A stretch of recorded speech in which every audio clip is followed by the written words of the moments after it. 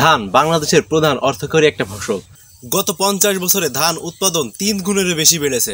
1970 থেকে 1971 সাল পর্যন্ত দেশে মোট উৎপাদিত ধান 1,10,10,00,000 টন হলেও 2022-23 অর্থ বছরে সেটি এসে দাঁড়ায় 38,135.21 মেট্রিক টন। বাংলাদেশের জনগণের একটা বিশাল অংশ তাদের জীবন ধারণের জন্য কৃষির উপর নির্ভর করে। উর্বর জমি ও পানির প্রাচুর্যতার কারণে বাংলাদেশের অনেক অঞ্চলে বছরে 3 বার ধান উৎপাদন ও চাষাবাদ হয়ে থাকে। প্রতিকূল আবহাওয়া সত্ত্বেও অনেকগুলো কারণে বাংলাদেশের শ্রমনির্ভর কৃষিতে খাদ্য উৎপাদনে উন্নতির মাত্রা অর্জিত হয়েছে।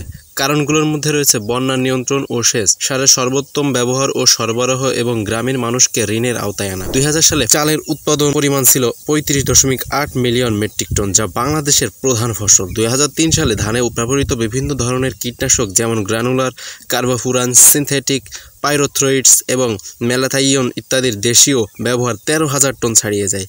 কীটনাশক শুধু পরিবেশের জন্য হুমকি স্বরূপ নয়, বরং দরিদ্র চাষির জন্য বাড়তি খরচের বোঝা হিসেবে দেখা দেয়।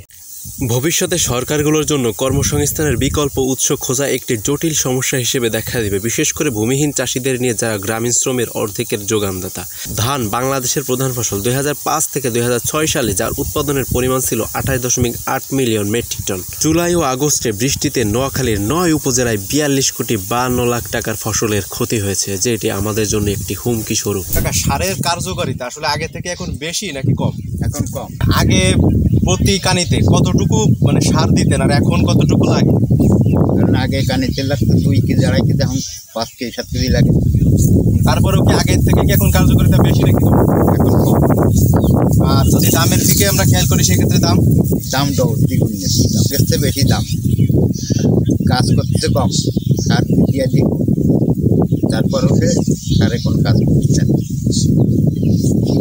কি সার আসলে জমিতে আপনারা প্রয়োগ করেন আর ধানের উপকারিতার জন্য? আসলে ধানের যেসব পোকামাকড় আছে এর জন্য, নাকি ধানের আসলে ফলনটা আসলে দ্বিগুণ হবে এর জন্য? কোনটার জন্য আসলে ব্যবহার করেন সারগুলা? সার ব্যবহার করে ধান দ্বিগুণ হওয়ার জন্য, পোকামাকড়ের জন্য সার বেশি দিতে হয়, ওষুধও বেশি ব্যবহার করতে হয়। ওষুধগুলো ব্যবহার করে আসলে কৃষক কি আসলে উপকৃত হচ্ছে, নাকি আসলে তাদের সারের দাম বৃদ্ধি হওয়ার কারণে কৃষকদের আসলে বেশি ক্ষতি হচ্ছে? আসলে কোন দিকটা বেশি হচ্ছে?